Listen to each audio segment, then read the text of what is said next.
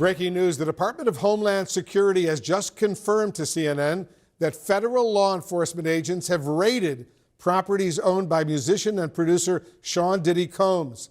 Let's bring in CNN security correspondent Josh Campbell and CNN legal analyst Joey Jackson. Josh, let me start with you. What do these raids by federal agents in multiple locations tell you about the seriousness of this investigation? Yeah, Wolf, a very significant development here, seeing this law enforcement action taking place. I'll point out, just to be clear at the outset, we don't know that Sean Diddy Combs himself is the subject or target of a federal investigation. So it's just worth pointing that out at this hour. But what we do know is that two properties associated with him, we saw the feds descend on those properties. We saw on aerial footage, federal agents both here in the Los Angeles area as well as in Miami at those residences. Now, the Department of Homeland Security, their what's called HSI, Homeland Security Investigations, gave CNN a statement. I'll read you part of that when asked about what this activity is. They say that earlier today, HSI New York executed law enforcement actions as part of an ongoing investigation with assistance from HSI Los Angeles, HSI Miami, and our local law enforcement partners. That is it, confirming that they are conducting what they're deeming law enforcement action, which could indicate search warrants being conducted there, could indicate arrests being conducted. We just don't know at this hour specifically what that law enforcement action is. It is worth pointing out, though, that Combs himself obviously has faced significant legal woes in recent months. I'll give you just a kind of the highlights of what actually occurred. In November, he was sued for rape and abuse by a former partner. That lawsuit was then settled very quickly. But in December, he faced sexual assault allegations in a complaint filed in the Southern District of New York. The suit was brought by a woman referred to as Jane Doe, who said that she was 17 at the time when these allegations took place back in 2003.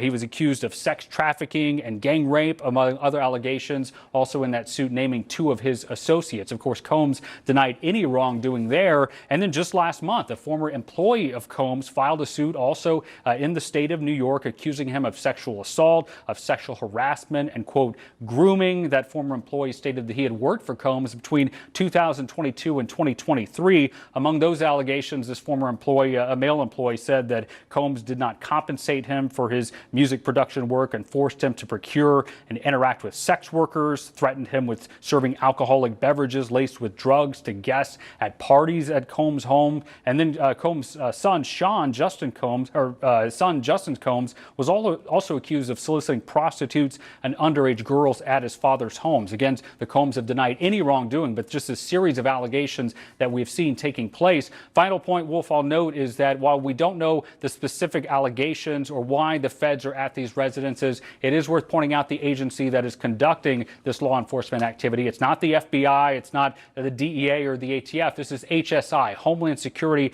Investigations. For those unfamiliar, this is an agency that has long been the forefront specifically at human trafficking investigations. So although we don't have the specifics yet, we're starting to we can glean just based on which agency has the lead, the direction this might go. But again, we don't yet know that Combs himself was the target of the investigation, Wolf. We do know that at this hour that federal agents were at two of his homes, both here in Los Angeles and in Florida, Wolf. Yeah, important points. Joey Jackson, now let me repeat, we don't know if Sean Diddy Combs himself is under investigation, but clearly, Joey, it's not good if your homes are actually being raided.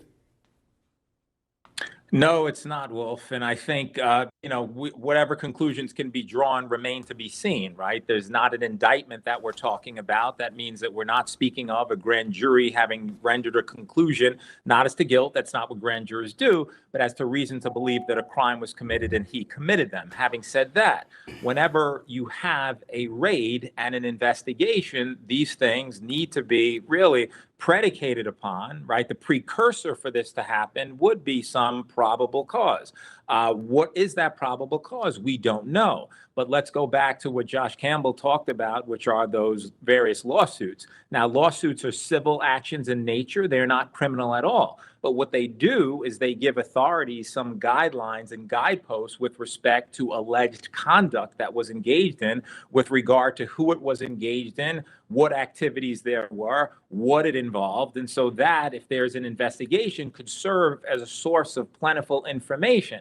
That information could be further investigated, right, by certainly this Homeland Security agency. And as a result of that, they can work with their local law enforcement partners. What does that mean? It means that they, collectively, law enforcement, try to determine whether there's reason to believe that crimes were committed and, were those crimes carried out and associated in any way we don't know, with Sean Combs. And so that remains to be seen. But before authorities, Wolf, can get into the home or property of anyone, you have to establish some firm basis to do that. And that is what at least we can conclude, that they had reason to believe that there were crimes involving sex trafficking, apparently, and that these areas potentially can give more information with respect to the specifics. And I think they would be looking for computer devices and other devices which would seem to indicate or give information as to whether there was any criminality very early in the process. But certainly we know that these have been carried out, and we'll see what, if any, information is gleaned to be suggestive of any criminality. Very interesting. Josh, let me get back to you. You know the FBI very well. Under what circumstances would raids like these be conducted?